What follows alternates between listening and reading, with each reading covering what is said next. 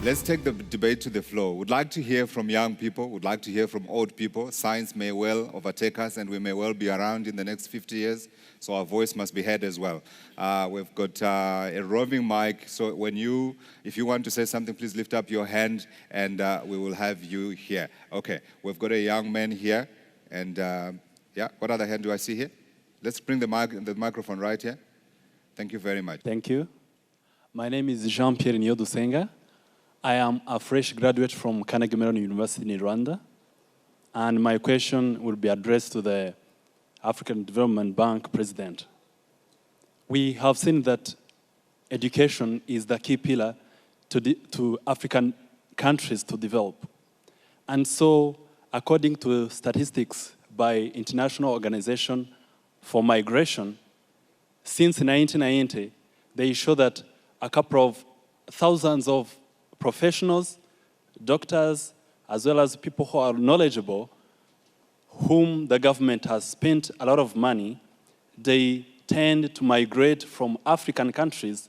They go to the European countries to seek green pastures where they can make a lot of money, and so they take for granted their countries, whereby the country has spent a lot of money on their education, and they flee their country. And so my question is, what are the long-term strategies that are put in place such that we maintain these talented people, such that the countries, African countries also can have them contribute to their well-being and welfare as well as they grow their economy? Thank you. I couldn't have put it clearer, Mr. President. Look, Dr. Zuma, I defer to her. She has done a lot of work on this issue, and I give this question. Okay. The back is moving.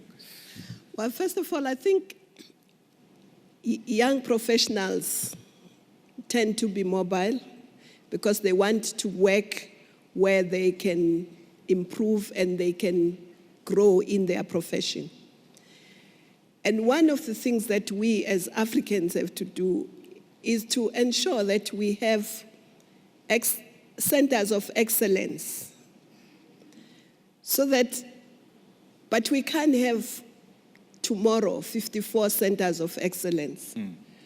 We have to identify a few, work on them, and make sure that when we say this is a center of excellence, it's not a center of excellence for this.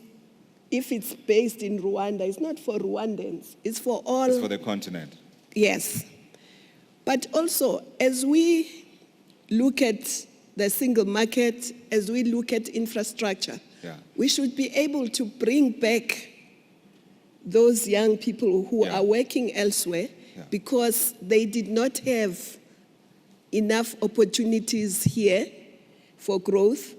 But it's also partly how we socialize them at school and at university. But let me make it simpler for you. Perhaps part of the reason why they're having to go to Europe is because they couldn't go, if they were Rwandan, to Uganda or to South Africa or to Nigeria, because we still have these barriers that prevent Africans from moving freely around the continent. Yes, in fact, one of the things that they've said they want, which we will be putting to the heads of state, they've said they want to be able to move freely across the continent, and that's why they want a harmonized curricula, so that not only they study freely and they can move freely, but also when they work.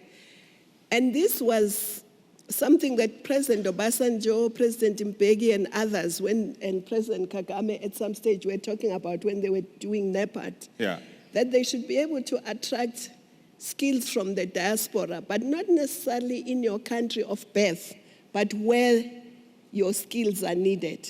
And I think that's one of the things that we need to do as a continent. You are giving me an excuse to take out my passport, which is full, and it is full of visas, because wherever I go around the continent, most countries that I go to, I'm required to have a visa. I need a visa to come here to Rwanda, I have to say. But when I went to Mauritius, happily, I'll say that I was not required to have a visa. When are we scraping these visas? I think that's a very important question. And we even have when I go around the continent, I have an African passport. I would like an African passport But- as well. But we need permission from the heads of state for it to be used. His Excellency is just next to you. Let's ask him. Let's ask him. To be Kagame, used.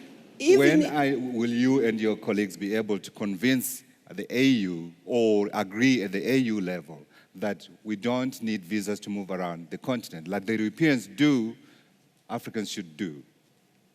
sorry. No problem. Do you want to add in before he comes in? In fact, what I've learned, I think the AU has taught me lots of things. Yeah. But what I've learned is that actually, when you put obstructions for people coming in, they found devious ways of coming in, and they probably then, because they know if they go out, they won't be able to come in easily, they hide some. But if you open your border, Yeah. they'll come in because in and out, because they know they can come in and out anytime. And I think that the countries also, we must learn from other countries. The countries that have done very well are countries that have opened their countries for... I may have unfairly said Rwanda. I know that Rwanda is one of those countries that has actually opened up. President Kagame can give us the experience that they have had since opening borders to East Africans and other Africans. Not to East Africans only, yes, as you said, to other Africans. And probably we thought that was the best way we could make a contribution to the debate. It doesn't make sense for me to go to Addis, to the AU headquarters, and meet with the chairperson and maybe our colleagues who meet there and say, no, let's do this. Why don't we do this when I'm not doing it? So we thought that maybe, for several reasons really, if we do it here in Rwanda, and we can do it, because some people may have different arguments why they don't do it. Sure. At least for us, we didn't have those arguments that would stop us doing it. Rather, we found arguments that would allow us to do it. So we went ahead and did it. But it also benefited us. There is a shortage of skills here in Rwanda, that's the reality. True. And we were able to attract, through that, people to come and work here. Many East Africans from partner states actually stay and work here freely. So it's been good. Yes, and that has solved several problems. It has solved our problems. To an extent, we have filled the skills gap that existed, to an extent, not sufficiently. But it is also maybe an example that others could also do it. Net, has it been good for Rwanda? The benefits outweigh the disadvantages. no doubt about it. Thank you very much, Mr. President. Let's get some more questions. I'm seeing many hands. Thanks very much. We've heard a lot about Africa and the future of Africa as a whole, and the importance of a continental agenda. Sorry, are you an African? I'm an African. I'm from South Africa. Okay. Proud of Africa. South African. So we've heard a lot about the need for a continental agenda, and that's vitally important. But I want to make the case that we also need strong local foundations for a continental and a national agenda. We need, because when we talk about involving people, people don't know how to get involved at an Africa level, probably not even at a national level. We want a foundation of strong communities, strong towns, strong cities, in which we build strong institutions. We haven't heard about local government. Thank you. We haven't heard about civil society. This is critical. The foundation of stability and prosperity must start from the bottom up. I agree. Thank you. Thank you. I think that's a very important point. It's one of the points that I was going to raise. Before we come to this gentleman in front, I just wanted to put it to the panel because it's one of the points that I wanted us to address. We've got institutions at the moment that are integrating Africa. We've got our regional bodies, we've got the AU, we've got the other local levels, our authorities. Are these institutions enough? Do we need to strengthen them? Do we need to change their mandates? I think I have to come to Madam Chair and to President Kaberuka as well as anyone else who wants to contribute. And I don't want to leave the young lady because these institutions that we're talking about are for all of our future. Can I begin with the AU Chair and then move on to President Kagame? If you can be quick and to the point. Yes, I think the institutions we have are not completely adequate because their mandates are, for instance, let me just give a concrete example. Yeah. The Pan-African Parliament. Yes. The Pan-African Parliament needs a stronger mandate to do model laws. If we're going to trade amongst ourselves, for instance, we need to harmonize the regulations, the customs, and all the issues that attend to it. And who is better placed than the Pan-African Parliament to do that? But at the moment, they don't have that mandate. So we are working on strengthening. There are other areas. I just wanted to give you one example. Absolutely, it's very important. Who knows about the Pan-African Parliament? Silence in the room, very few hands. And yet, it is in Johannesburg. I know where it is, but I don't go there often for stories because really, we need to do more to raise its visibility. You want to add, but we also have meetings of the cities. Yeah. Because the cities are going to be very important going forward. A lot of our people are there's lots of urbanization taking place. Yeah. But if we don't plan for it, we will end up with a further mess up front because we won't have the infrastructure that is needed. Yeah. We won't have enough of everything. So we need to talk about how are we going to manage urbanization and what's going on in the cities. But of course, when we talk from the AU side, yes, we agree communities are very important, but we are not the structure that is dealing at that level. Okay, I'm going to come back and ask if we need also to do more about the AU and the role that it's been playing, whether we need to strengthen it. President Kagame, do we need more institutions? No, I think the institutions that are there, if people focused on how to make them work best, they would go a long way in helping us overcome most of these problems. And already something is happening. But the question is it sufficient? Yes. No, I think we can do more. Do more, and at the same time, also, but because of other weaknesses that we talked about, there is also needed to communicate better than we are communicating. There are institutions, there is even good work they are doing, but you'll find maybe fewer people know that that is happening than actually those who don't know. Sure. So it's a question of continuing improving on what is happening, but the institutions, I think, are well set up. The principles are clear, the mechanisms are there. Yeah. It's just making sure that they work for us. Yeah, thank you. Leyla, do you know about the African Parliament? Okay, you can say it loud, it's fine. I won't say it loud. No. But it might be her weakness, though. Sometimes, or it could be her. Sometimes you know things because you have wanted to know them. If you don't make an effort, maybe. It is a point. What are you doing for Africa's advantage? I agree. Mr. Kaberuka? We have two regions in Africa where regional trade is less than 2%, and the movement of people is very difficult. Of course, we have the East African community, which is an example of the opposite. It's working, things are in place. West Africa would argue the same as well, to a degree? I am not giving score points. Let me tell you about these two regions. In one, the regional economic community has not met for many years at summit level. At ministerial level, rarely. The result is 2% regional trade, movement of people, a problem. I cannot call that institution a viable institution. But I think the difficulty is that when they are not viable, we don't kill them. When we should. When we should. I think some institutions should be allowed to die. And then new ones are born in their place. I think there are many institutions which we hope one day will achieve their mission, and we don't do much to help them achieve their mission. And I think, as Schumpeter would say, it's better to kill them and have new ones which have different mandates, a different force. Is there a glaring one that's missing? I am in a bad position to mention them here. I don't want to make the African Development Bank meeting a controversial diplomatic case. But if some of the people in this room, they recognize themselves, they have to do something about those organizations. Yeah.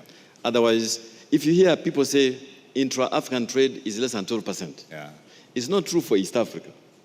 East Africa, 26%, close to the ASEAN level.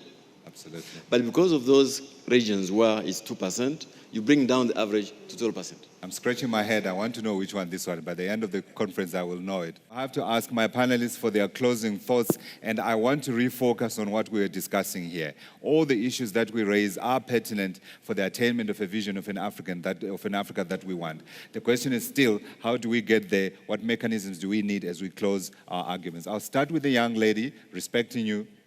Go for it, Leyla. I heard a lot of comments on the institutions, and often we hear that the most important are the institutions, but not the leaders within the institutions. And for the youth, we strongly believe that in this Africa, the leaders, we need strong men, we need strong visionaries, we need leaders behind those institutions, because the gap that we are facing, again, I'm saying that we cannot,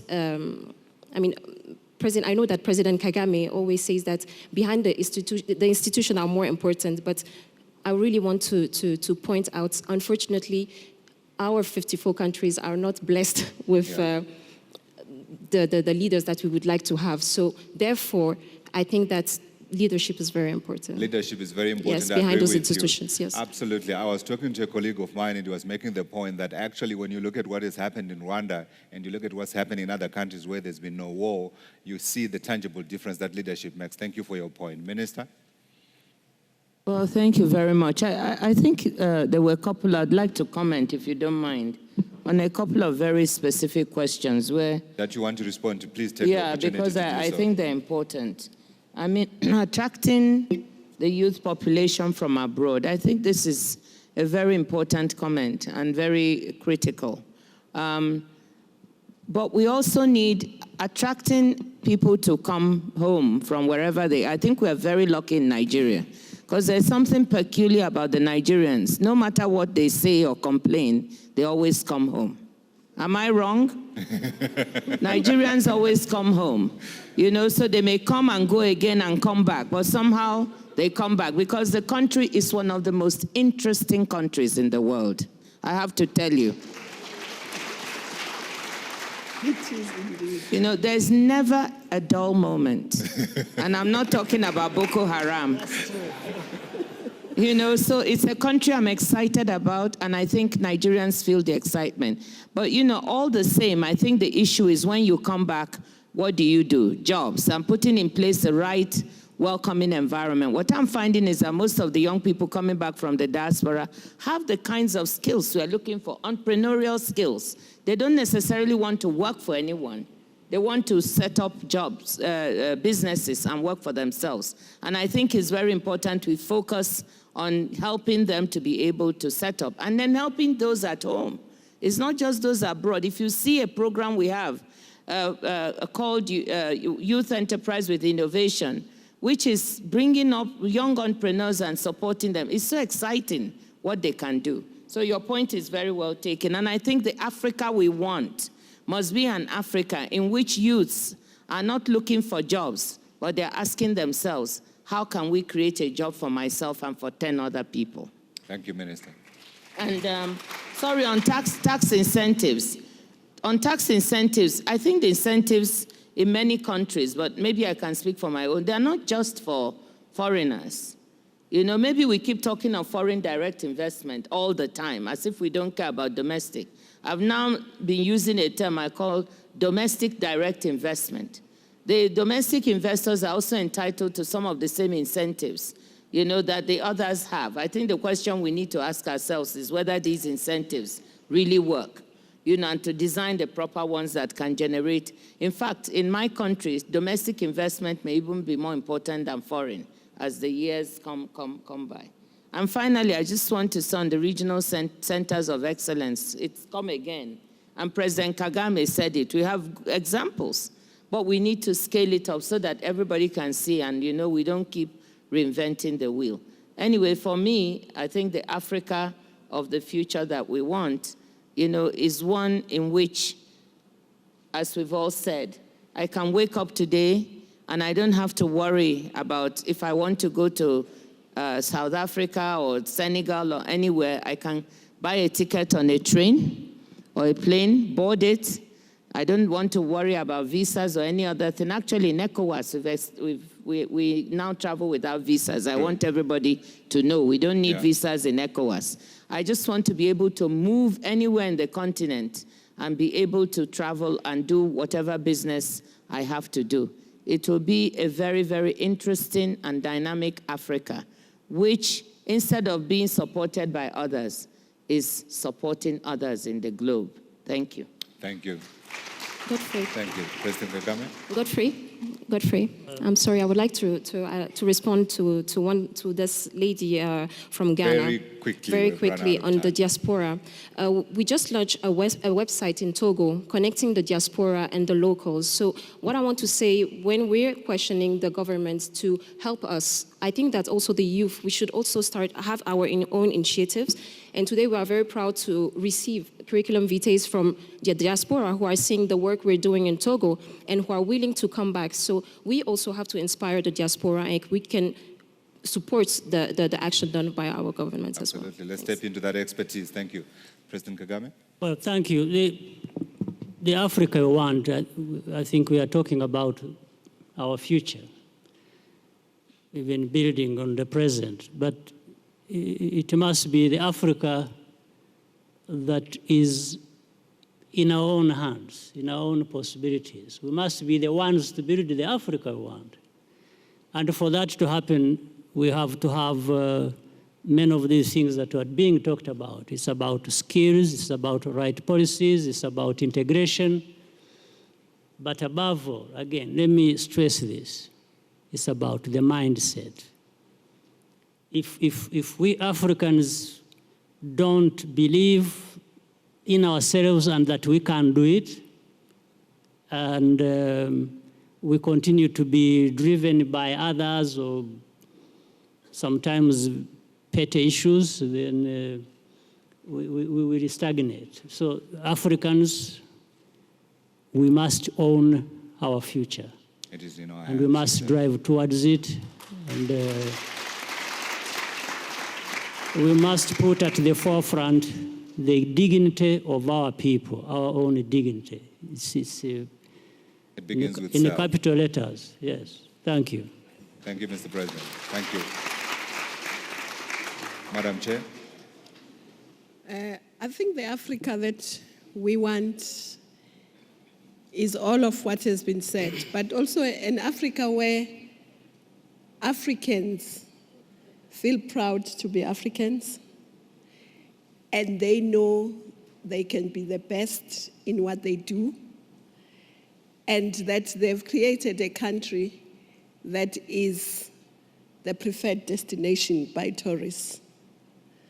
But it's a country also where if you're African, you're African. It doesn't matter where you come from. It just happens to be your house is there, but you are African. And indeed, I think the Nigerians have started through their Nollywood to make everybody feel, but I'm just saying we should stop thinking borders. I'm South African, I'm African. And South Africa is where I have a house, just as it could be a city that I have a house in. Thank you. That's the Africa we want, modern and playing a vital role in the world as well, not just in the continent. Thank you. Where women are the drivers.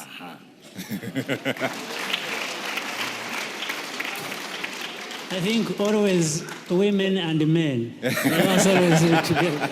Women and men. The only reason I'm saying women is because at the moment we only have men drivers. We want to add women. And then Africa would reach its full potential. If not, it will limp. I want to agree and to support my sister. You want You should support your brother also. I will, Your Excellency. The Africa we want must be led by women. I don't think I disagree. Our host, Mr. Kaberuka, said. Thank you so much. The Africa I want is everything which has been said. That is one. But today I learned something I didn't know. And if I don't know, I think many other people in this room don't know. I didn't know that an African passport existed. Yes. So the Africa I want that passport.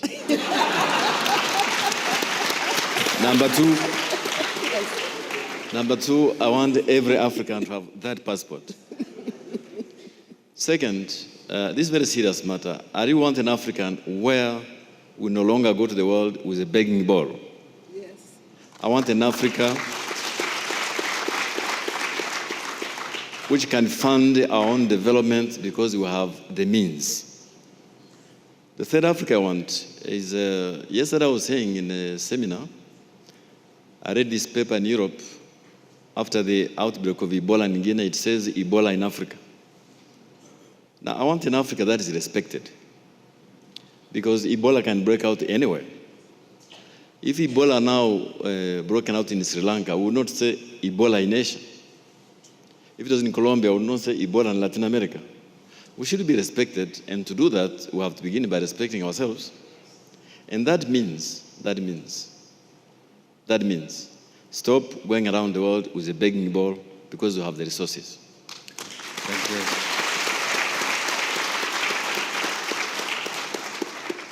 Ladies and gentlemen, thank you for listening. Thank you for contributing. I think it's clear the Africa we want, if I can summarize it, certainly it's an integrated Africa. It's an Africa that speaks with one voice. It is an Africa that is in our hands, if I can borrow President Kagame's view. And also, I think I'm going to add that I want an Africa that is led by a woman. I doubt that would be wrong. And I also want a visa-free Africa. Thank you for listening. That's good. And for watching a special debate here.